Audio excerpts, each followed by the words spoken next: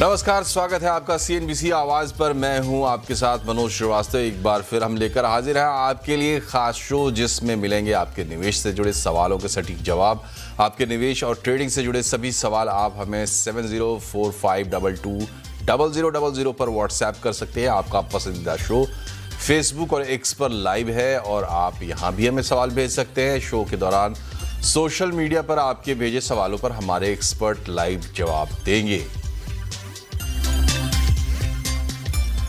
और आगे बढ़ने से पहले परिचय हमारे आज के खास मेहमान का। हमारे साथ है इक्विनॉक्स रिसर्च एंड एडवाइजर्स के पंकज रांदड़।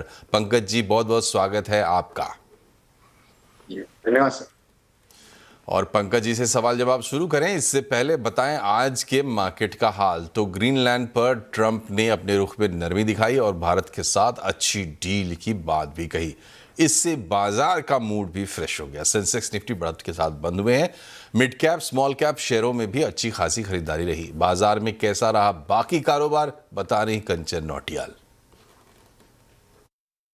तो हफ्ते का चौथा कारोबारी दिन अगर हम ग्लोबल क्यूज की बात करें तो पॉजिटिव साइड में देखने को मिले थे, जिसके बाद बाजार में आज हमें एक रिकवरी भी आती हुई दिखाई दी है। निफ्टी, बैंक निफ्टी, वहीं अगर बात करी जाए मिड कैप और स्मॉल कैप की, तो यहाँ पे अच्छी खासी जो खरीदारी है हमें थ्रू आउट द डे जो है वो देखने को मिली है। निफ्टी तो इनफैक्ट 25,290 के आसपास आके हमें स्टेबल होता हुआ दिखाई दिया है। यही नहीं बल्कि डिफरेंट शेयर्स की बात करी जाए, PSU बैंक्स और बात करी जाए फार्मास्यूटिकल सेक्टर की, तो यहाँ पे भी अच्छा खासा खरीदारी का जो मोमेंटम है आज के सत्र में दिखाई दिया है। आइए बात करते हैं stock specific. Doctor Reddy's numbers आए थे, नंबर्स के बाद अच्छा खासा मार्केट ने इसको रिस्पांस दिया है। नंबर्स भी हमें मिक्स बैग जो है देखने को मिले। तो जो एस्टिमेट लगाया गया था मार्केट में, उससे इनफैक्ट नंबर्स जो है वो पॉजिटिव साइड में रहे थे। BEL ब्रोकरेज यहाँ पे काफी ज्यादा बुलिश नजर आ रहे हैं। अडानी एंटरप्राइज और अडानी पोर्ट्स, इनफैक्ट जो अडानी ग्रुप है यही आज एक बढ़त के साथ बंद होता हुआ दिखाई पड़ा है। लूजिंग पॉकेट की बात कर ली जाए, इटर्नल के नंबर आए थे और नंबर्स के बाद ये गिरावट देखने को मिली है। इनफैक्ट जो मैनेजमेंट है वहां पे भी काफी बड़े बदलाव है। दीपेंद्र गोयल ने इस्तीफा दे दिया है CEO के पद से, जिसके बाद थोड़ा सा जो सेंटीमेंट है वो बिगड़ता हुआ नजर आया है। SBI लाइफ, टाइटन और आयशर मोटर्स ये थोड़े से प्रेशर के साथ जाके आज के सत्र में बंद हुए हैं।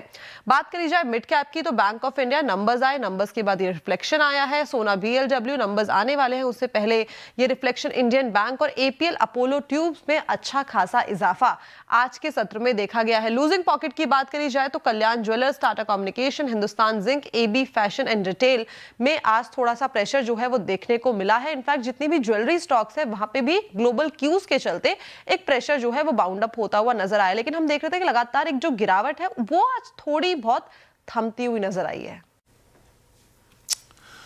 और अब आज के बड़ी खरीदारी और बड़ी बिकवाली FIIs, DIIs की बात। FIIs ने करीब 2,550 करोड़ की बिकवाली की है नेट, और DIIs ने 4,222 करोड़, करीब 223 करोड़, 4,223 करोड़ की खरीदारी की है। और अब मार्केट ट्रेंड्स की बात करते हैं। कल के लिए क्या है हमारे एक्सपर्ट की राय, बताएं Pankaj ji. Good evening Manoj ji, and good evening to all the viewers. Manoj ji, देखिए, जहां तक हम लोग बात निफ्टी की करते हैं पहले, तो निफ्टी के अंदर एक थोड़ा सा एक उछाल देखने मिला शुरुआती दौर में, और क्लोजिंग के समय भी एक अच्छा उछाल देखने मिला है। बट मुझे लगता है कि ये उछाल में एक बिकवाली की सलाह होनी चाहिए। यहाँ पे 25,500 के आसपास जो है 1,20,00,000 के आसपास के कॉल राइटर्स यहाँ पर मौजूद है, तो काफी बड़ा प्रेशर वहां पर माउंट हो सकता है। और वो डेली टाइम फ्रेम के ऊपर करीब 200 डेमा का भी एक लेवल यहाँ पे दिख रहा है, तो बड़ा रेजिस्टेंस है। कोई भी उछाल मार्केट में अगर देखने मिली तो बिकवाली करने की सलाह रहेगी। जहां तक हम लोग बात बैंक निफ्टी की कर रहे हैं, बैंक निफ्टी के अंदर स्ट्रक्चरल थोड़ा बहुत पॉजिटिवनेस जरूर दिख रहा है कंपैरेटिवली निफ्टी के, लेकिन बड़ी पोजीशंस यहाँ पर बनाना भी थोड़ा सा मुश्किल होता है। इंडेक्सेस पॉइंट ऑफ व्यू से मेरा जो रुझान रहेगा वो कॉशियस मोड पर रहना चाहिए। ये निफ्टी और बैंक निफ्टी की एनालिसिस रही है सर। कोई रिकमेंडेशन कल के लिए? जी, दो ट्रेड्स के साथ में जाना चाहेंगे मनोज जी। थोड़ा सा बैलेंस्ड अप्रोच रहेगा यहाँ पर। स्विगी के काउंटर के अंदर गिरावट नजर आ रही है यहाँ पे, और क्लोजिंग के दौरान भी काफी अच्छी खासी गिरावट यहाँ पर देखने मिली है। तो स्विगी के अंदर बिकवाली करने की सलाह रहेगी फ्यूचर्स में 321-22 की रेंज में। स्टॉप लॉस जो है 329 रुपए का रखना है और टारगेट जो है 310 रुपए का रखकर चलना है यहाँ पे। और दूसरा जो ट्रेड रहेगा हाल के ऊपर खरीदारी की सलाह रहेगी। 4360 की रेंज में इसमें खरीदारी करना है। स्टॉप लॉस जो है इसका 4315 का मेंटेन करके चले। ऊपरी लेवल पर मुझे लगता है 4410 रुपए का टारगेट पहला रहेगा और 4444 रुपए का दूसरा टारगेट देखने मिल सकता है। मनोज जी, तो ये थे पंकज जी के रिकमेंडेशंस और अब जरा देखते हैं हमारे व्यूवर्स की क्या क्वेरी आई है। सबसे पहले हमारे साथ अंकित कुमार हैं हरियाणा से। अंकित जी पूछिए, क्या सवाल है आपका? नमस्कार सर। नमस्कार, पूछिए सवाल। मेरे पास JSW सीमेंट के 2000 शेयर है 150 रुपए के भाव से। वो मुझे इसमें क्या करना चाहिए सर, क्योंकि जब से ये लिस्ट हुआ है उसके बाद से उतार चढ़ाव काफी है इसमें। ठीक है, पंकज जी क्या सलाह रहेगी इनके लिए? ये अगर JSW सीमेंट की अगर हम लोग बात करते हैं तो लोअर लेवल से एक थोड़ा रेजिलियंस जरूर दिखाया है। मुझे लगता है कि 106 रुपए 107 रुपए की रेंज से ये काउंटर थोड़ा सा पुल बैक जरूर लिया है, लेकिन वॉल्यूम्स के बहुत कंसर्न्स हैं यहाँ पर। मुझे लगता है 105 रुपए का एक स्टॉप लॉस मेंटेन करके एक काउंटर को होल्ड किया जा सकता है, लेकिन कोई एडिशन करना नहीं है यहाँ पे। इसके अंदर जो फ्रेश ब्रेकआउट लगता है वो 127 रुपए के ऊपर ही इसके अंदर एक फ्रेश बाइंग रिज्यूम हो सकती है। मीनवाइल काउंटर फिलहाल पुल बैक के लिहाज से अच्छा लग रहा है, लेकिन स्ट्रिक्ट स्टॉप लॉस 105 रुपए का मेंटेन करके चलना होगा। जी, तो काउंटर ठीक है, लेकिन 105 का स्टॉप लॉस जरूर ध्यान में रखना है। अगले कॉलर हमारे पास हैं विजय कुमार जी हैं नवी मुंबई से। विजय जी पूछिए अपना सवाल। धन्यवाद सर। मैंने IRFC लिया था सर, 400-600 शेयर है। जी और EMS लिमिटेड है सर 50 शेयर 490 रुपए के भाव से। तो मुझे क्या करना है सर, लॉन्ग टर्म में रुके रहे, इसमें ऐड करें या निकल जाए? आप IRFC के बारे में पूछ रहे हैं? यस सर, IRFC के बारे में। ठीक है, 160 के भाव पर IRFC लिया है। पंकज जी क्या सलाह रहेगी इनके लिए? जी डेफिनेटली थोड़ा पेशेंटली इसको होल्ड करना होगा। रेलवे काउंटर्स जो है पिछले काफी दिनों से चले नहीं है। एक हफ्ता था जो करीब करीब 5 ट्रेडिंग सेशन में इसने एक हाई लगा हुआ था 137 के आसपास का, और वहां से फिर से गिरावट यहाँ पर देखने मिली है। बजट अभी आने वाले दिनों में सामने है, तो एक हफ्ता 10 दिन हम लोगों को इसमें कॉशियसली वेट करना होगा। लॉन्ग टर्म के लिहाज से काउंटर काफी अच्छा है। अगर कोई बड़ी गिरावट आती है बजट के दौरान इसके अंदर तो एक्यूमुलेशन की सलाह रहेगी। अगर आप स्टॉप लॉस अगर यहाँ से मेंटेन करते हैं तो 95 रुपीज का स्टॉप लॉस मेंटेन करके चलो। ऊपरी लेवल पर मुझे लगता है 140-155 तक की लेवल्स एक साल का टाइम होराइजन अगर रखते हैं तो देखने मिल सकता है। पंकज जी, इन्होंने EMS के बारे में भी सवाल पूछा था, तो EMS पर क्या राय देना चाहेंगे आप?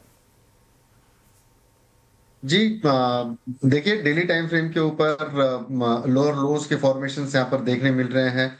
इवन पिछली साल इसके अंदर ऊपरी लेवल से 655 के बाद में कंटिन्यूअस गिरावट देखने मिली है। कोई रिस्पेक्ट यहाँ पर देखने नहीं मिल रहा है। मुझे लगता है कि अगर लॉस बुक करते हैं तो ज्यादा बेहतर होगा यहाँ पे। जी, लॉस बुक कर लेना यहाँ पर समझदारी होगी। और अगला जो क्वेरी है, अगली क्वेरी ये हीरालाल गुप्ता जी की क्वेरी है जो हमारे पास आई है संदेश के माध्यम से। तो ये लाइव नहीं है हमारे साथ, क्वेरी इनकी जुड़ी है विप्रो से। 350 शेयर इन्होंने ले रखे हैं 263 रुपये 11 पैसे के भाव पर। तो आज इनके लिए क्या सलाह रहेगी पंकज जी? देखिए IT ओवरऑल सेक्टर वाइज एक थेमेटिक बाय रहेगा ये विप्रो का, लेकिन जिस हिसाब से परसों की गिरावट यहाँ पर हावी होती हुई नजर आई, एक गैप डाउन के साथ में ओपन होते हुए काउंटर नजर आया है। लेकिन डेफिनेटली अगर आप लंबे अवधि के निवेशक हैं यहाँ पे तो लोअर लेवल पे खरीदारी की सलाह रहेगी। यहाँ पे 210 रुपए का एक स्टॉप लॉस मेंटेन करें, और इसके अंदर कोई भी गिरावट अगर परसिस्ट होती है यहाँ पे 230 के आसपास तो खरीदारी की सलाह रहेगी। होल्ड करके चले। बहुत पेशेंट टेस्ट कर सकता है विप्रो, लेकिन उसके बाद में रिजल्ट्स जो है वो काफी अच्छे मिल सकते हैं यहाँ पे, तो होल्ड करने की सलाह रहेगी। जी, तो भरोसा बरकरार रखिए, लेकिन स्टॉप लॉस का ध्यान भी रखिए। अगले कॉलर हमारे साथ हैं अमरजीत तिवारी जो कि बोल रहे हैं सिलवासा से। अमरजीत जी बहुत बहुत स्वागत है, पूछिए आपका सवाल। जो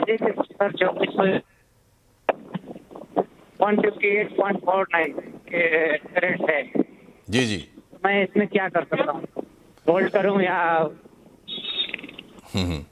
एनसीसी का शेयर है 158.50 के रेट पे लिया है। पंकज जी, क्या सलाह रहेगी इनके लिए, ये होल्ड करें या क्या करें? इस दिसंबर महीने में इसके अंदर एक बाउंस देखने मिला और उसी दौरान इन्होंने खरीदा हुआ स्टॉक था, लेकिन उसके पहले अगर हम लोग चार्ट स्ट्रक्चर देखते हैं तो कंटिन्यूअसली लोअर लोस के फॉर्मेशंस देखने मिले। आमतौर पे इस पैटर्न पे खरीदारी की सलाह नहीं होती है, लेकिन स्टॉक जिस रेट पे लिया हुआ है वहां से बहुत कम टूटा हुआ स्टॉक है। एक बेस बन रहा है यहाँ पे 140 के आसपास का, तो मुझे लगता है कि 138 के स्टॉप लॉस से इसको होल्ड करके चलना चाहिए। और ऊपरी लेवल पर मुझे लगता है कि इनके रेट्स इनको जरूर देखने मिल सकते हैं। अगर कोई उछाल आती है तो एग्जिट करना चाहिए। जी, तो 138 का है स्टॉप लॉस। और अगले कॉलर है हमारे साथ मोहन पाटिल साहब मुंबई से। पाटिल साहब, पूछिए, क्या सवाल है आपका?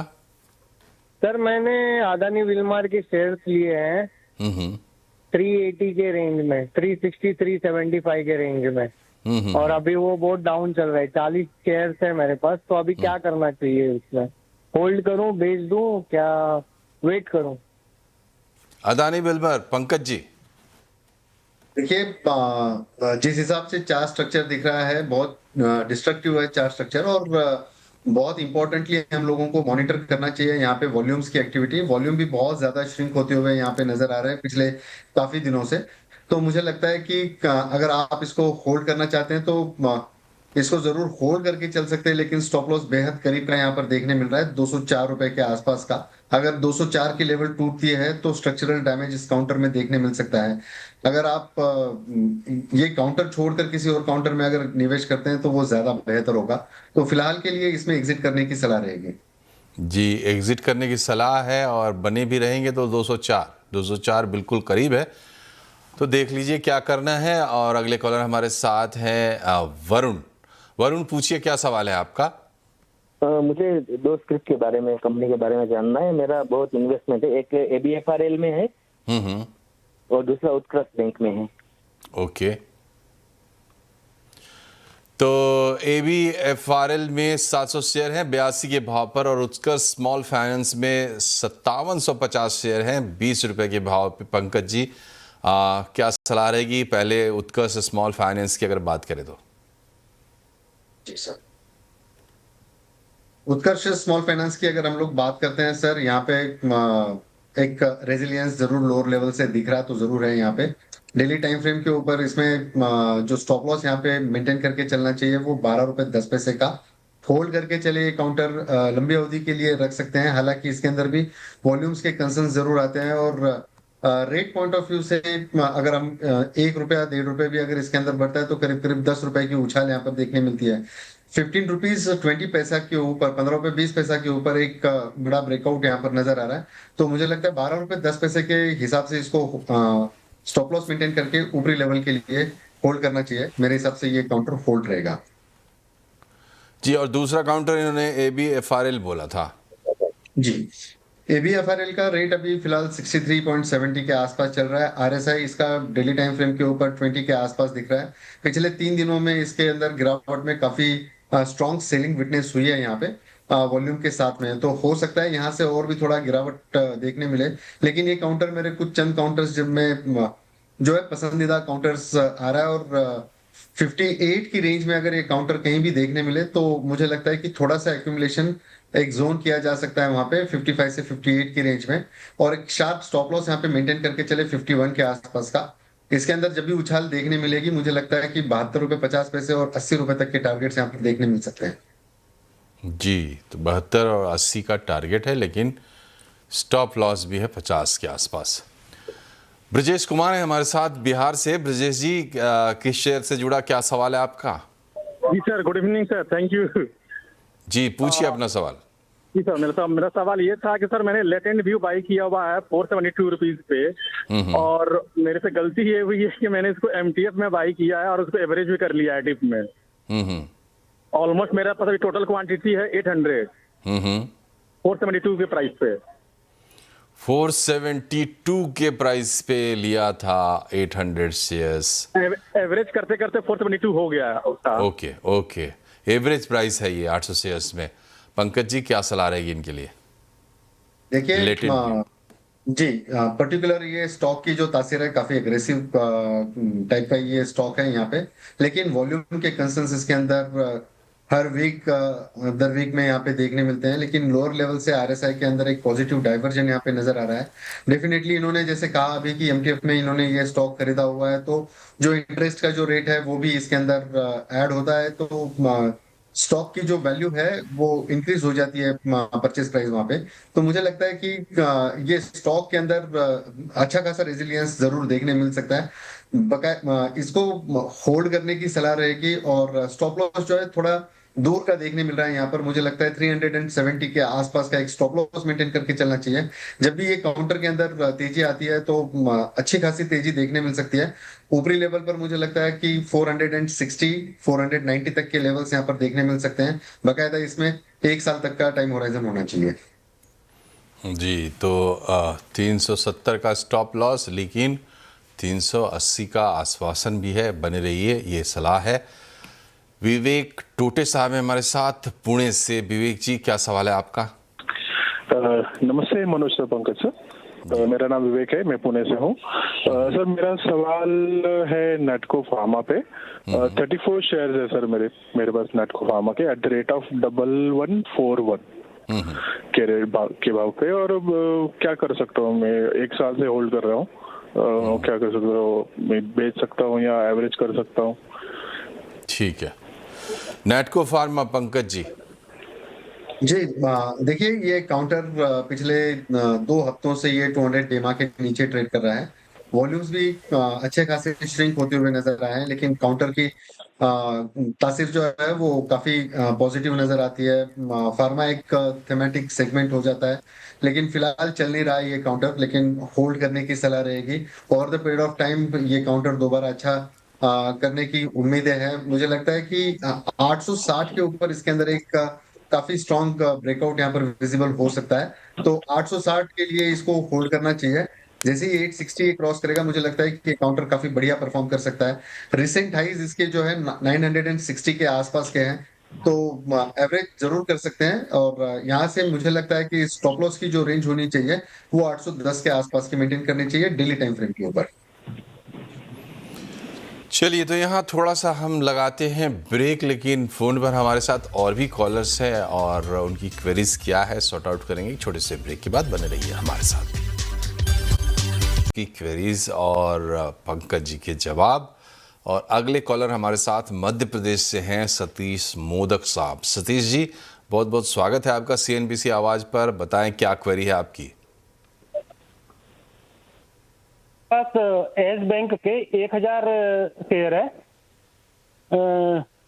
2020 में खरीदे थे सर 12 रुपए के रेट से। ओके, जो अभी आगे क्या करना चाहिए सर इसमें? और भेल के 110 शेयर है सर, एवरेज किया उनको 250 तक। ठीक है, ये 2 शेयर्स हैं इनके। पहला शेयर यस बैंक का है, 2020 में लिया था 12 रुपए के भाव पर। आज पूछ रहे हैं क्या करें, बताएं पंकज जी। यस बैंक में कोई सेकेंड थॉट लेनी ही नहीं चाहिए। मुझे लगता है कि स्ट्रेट एग्जिट वाला स्टॉक है। कितना भी जोर लगा लेंगे, मुझे नहीं लगता है कि ये स्टॉक 24-25 के ऊपर कभी जा पाएगा। लेकिन डाउनसाइड इसकी जो लगती है, मुझे लगता है कि ये 10 रुपए तक के आने का पोटेंशियल रखता है स्टॉक, तो स्ट्रिक्टली एग्जिट करने की सलाह रहेगी यहाँ पे।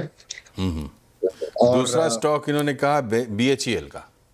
जी, ये अभी जो रिसेंट न्यूज आई है, क्योंकि चाइना की कंपनीज को हिंदुस्तान के अंदर काम करने की जो सहूलियत देनी जा रही है, उसके बाद में ये काउंटर ने बहुत शार्प रिएक्शन दिया और 10% के आसपास सेम डे ये काउंटर टूटा है, और उसके बाद में कंटिन्यूअसली ये स्टॉक गिरावट देखने मिल रही है यहाँ पे। लेकिन ओवरऑल काउंटर अगर आप लॉन्ग टर्म के पर्सपेक्टिव से देखते हैं सर, तो डेफिनेटली इसको होल्ड करना चाहिए।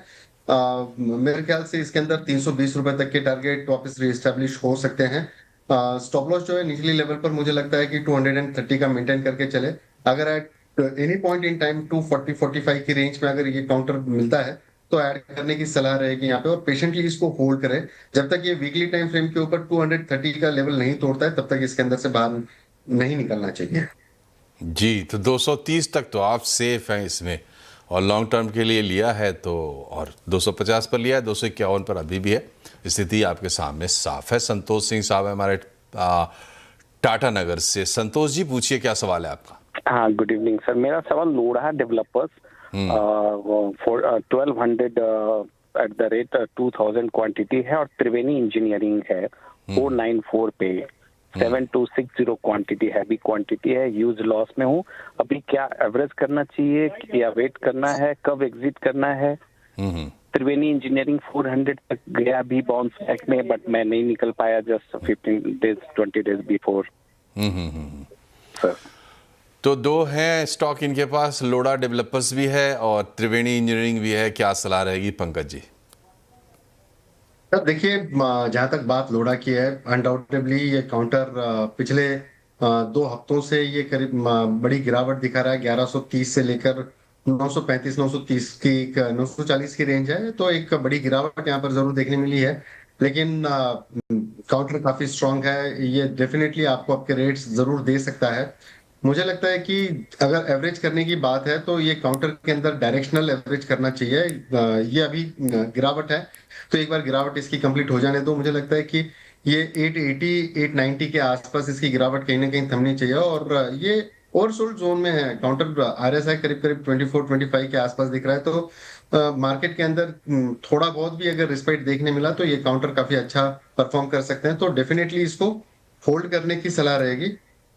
एंड जहां तक बात इनकी त्रिवेणी की है, त्रिवेणी ने एक बेस बनाया 317 रुपए के आसपास का, तो मुझे लगता है 315 रुपए का एक स्टॉप लॉस यहाँ पर मेंटेन करके चलना चाहिए। थोड़ी बहुत रेजिलियंस जरूर दिखाया ऊपरी लेवल पर। मुझे लगता है 350 360 रुपए तक की लेवल्स यहाँ पर जरूर देखने मिल सकती है, लेकिन इससे ज्यादा ये काउंटर देखते हुए नजर नहीं आ रहा है यहाँ पे। तो टेक्निकली अगर मैं कहूँ यहाँ पे तो 370 रुपए तक की लेवल देखने मिल सकती है। थोड़ा सा रिस्क रहेगा इस लेवल पर अगर एक्यूमुलेशन करते हैं, तो एवरेज कर आप एग्जिट ले सकते हैं। तो मीनवाइल इसको होल्ड करने की सलाह रहेगी। चलिए, तो आज का समय हुआ समाप्त। बहुत बहुत शुक्रिया आपका पंकज जी हमसे जुड़ने के लिए और इतने अच्छी तरीके से सारी क्वेरीज आंसर करने के लिए। प्रोग्राम में फिलहाल इतना ही। आप भी अपने सवाल भेज सकते हैं। नमस्कार।